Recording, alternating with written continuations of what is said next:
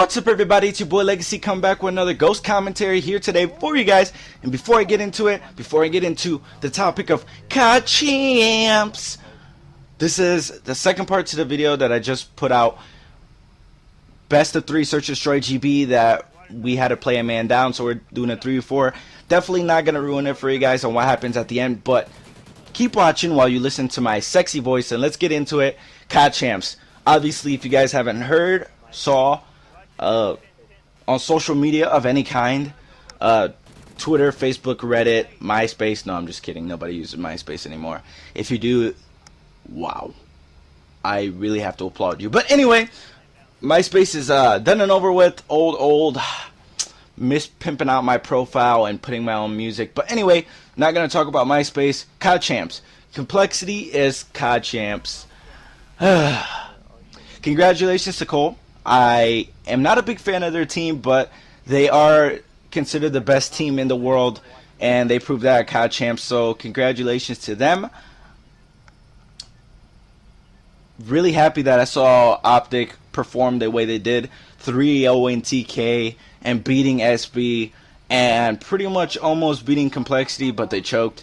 Wasn't happy about that, but the best series that I did see from the boys in green was against TK. Like I said, they pretty much first rounded TK. Nobody saw that. I think a lot of people saw TK knocking Optic to the losers bracket, but it didn't play out like that. And for 3-0 like that, no, I don't think anybody expected it. That it just wasn't TK's tournament, and sometimes that happens. They're still a good team. They're still a great team, and I think they're gonna stick together. And I still think they're a top 3 team. It just wasn't their tournament. It wasn't going for them, and sometimes that just happens. But that doesn't take away from the fact that they haven't placed out of 4th besides CluTch yesterday. Actually, not yesterday because they didn't play yesterday, but Friday and Saturday. So really that, and I'm really proud of Envious. They had the hardest road, I think, out of anybody ever in any land that I've ever seen. They took out 3 or 4 juggernaut teams, including a European team. I think, I'm not too sure. I think, yeah, including a European team. I think it was Epsilon. And they got first rounded in the winners bracket, got knocked down to the losers bracket, and then ended up having to fight their way all the way to play Optic Gaming and beating Optic to go to the grand finals once again. Rambo being the only member still of the old Envy squad that went last year to play Farico in the grand finals. And really, to tell you the truth, I wasn't happy about how the grand finals played out. They got 3-0'd by Complexity. I don't think that was very interesting. Last year, it was a close series. It went to game 11, and it went to, I think, last round, round 10, I think.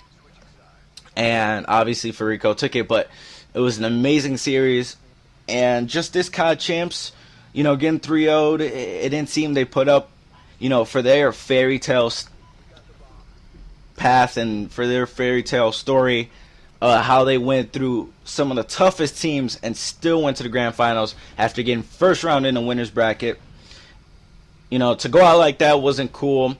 Not cool, but wasn't as exciting to see them. They didn't put up any wins toward Complexity, but they still did a great job. Can't take anything away from Envious. Nameless played out of his mind, but so did the whole team. Their Search and Destroy was dominant. They were taking maps, and I think they went on a 15-game win streak until Optic gave them their first loss, breaking that win streak, and Optic getting 3-1, obviously. But Envious did an amazing job. Congratulations to them as well, taking home second place, $200,000. Is awesome. It's still amazing, and you can't take anything away from that team. Optic did an amazing job, 3-0 in TK, and then beating SB to then beat the T1 Daughters, the Australian team, to then play Complexity, get knocked down to the loser bracket. But they had a good run as well. And the Australian team, I think Immunity was the strongest Australian team for a long time, winning all the lands over there. And for T1 Daughters to come up, beat them and then come to COD Champs and outperform Immunity was pretty amazing. We saw some very strong teams, very great teams as well. Some great series. One of my favorite series was definitely TK versus Envious. Obviously, Optic versus TK. Also, Optic playing SB, which was pretty amazing as well.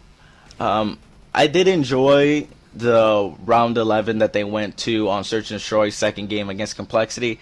I think the 2 restarts really built, and the last play that they did to take that map was an amazing play. I think they really caught Complexity off guard and showed the world that they had some strategies that they were keeping up their sleeve just in case they needed to pull out, and that was pretty much an amazing job by them. They, like I said, they had a great run, 3rd place. They didn't do no better, no worse than last year in Black Ops 2, so definitely give props to them. And really, I was surprised not to see TCM or Epsilon in the top 8.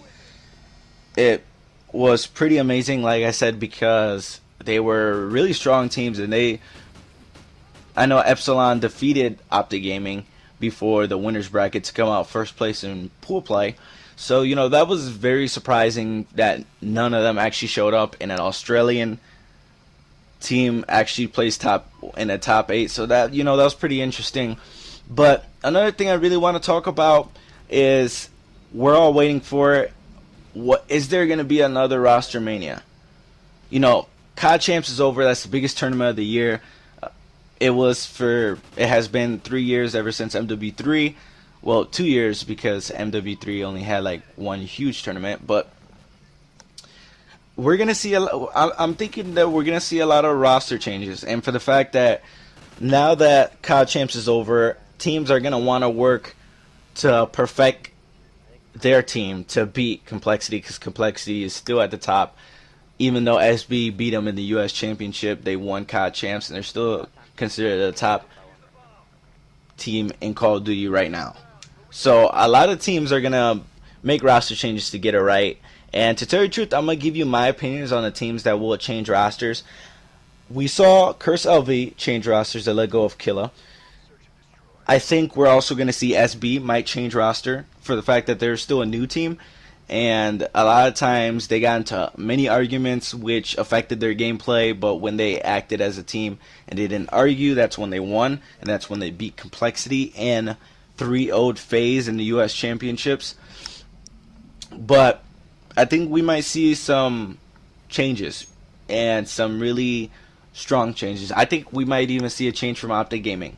Who knows? I'm really hoping they did not, because they really have a solid roster, but obviously they're going to want to win, and they're going to want to compete with the best they can, so they might make a roster change. And I think I see TK, Complexity staying together, obviously. TK with the pickup of Formal. They've been really consistent on their players, the core 3, besides Gunjar leaving for Envious for a while and then coming back. And the drop of Neslo, they've pretty much been consistent. So we'll see that team still be the same, but it's going to be interesting. We're going to see it in the next couple days or so. COD Champs is really just over. They're trying to get past that. Everybody's trying to get home, and we'll see the explosions on Twitter and the team changes if it hasn't even started right now. I haven't checked Twitter right now if it started, but definitely for sure we will be seeing it. I don't think all the teams are going to stay together, because I haven't seen an event where most of the teams stay together. I see after every LAN event, usually we see a lot of teams just switch up rosters, switch up players, take players from other teams. Other teams take players. People leave to be a free agent and pick up by other teams. So definitely we will see a few. We may see many. Let me know below what you think, who's going to change. And let me know what your favorite series is, because definitely there was some epic games at COD Champs that really just had my mouth dropped. And the strategies that they were pulling, you really saw a lot of teams perform at their best. Probably not TK, because, you know, they got knocked out of the tournament early. They didn't even place in the top 8. But definitely most of the teams played their heart out using the best strategies they could. And like I said, MVS going on a 15 win streak before losing their first game to Optic was pretty amazing, and the way they played was phenomenal up until the end. Again 3-0 by Complexity, but besides that, it was an amazing. We saw a lot of things. Epic. The light machine gun came into use. I didn't think the M27 was going to be used in Search and Destroy. I was thinking of using it, to tell you the truth, as one of my classes for Search, but now that I see the pros using it, I guess we all think alike. I guess I'm a pro. I'm reaching that. No, I'm just kidding. But anyway, with that light machine gun being used on Freight, it was epic, and some of the teams performed phenomenal. And really, I saw Optic pull out the best. They played with Envy pull out their best. Nameless just did so much work, and their Search and Destroy was amazing, amazing. I don't know about SB, really. I don't know if they pulled out their best. I know they weren't happy getting knocked down to the losers bracket by Optic Gaming, and then getting placed fourth, obviously, but it was still very interesting. You saw a lot of things that we won't see probably till next COD Champs, and who knows how many teams there will be that time. I am very surprised on how everything played out.